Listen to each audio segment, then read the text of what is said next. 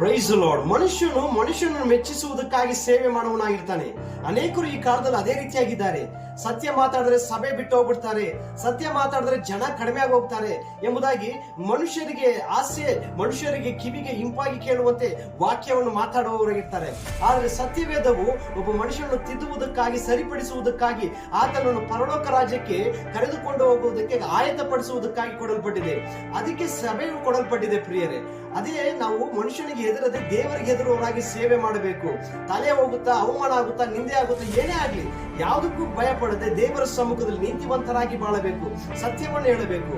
ಯೋಹಾನನು ಅದೇ ರೀತಿಯಾಗಿ ಮಾಡಿದ್ನು.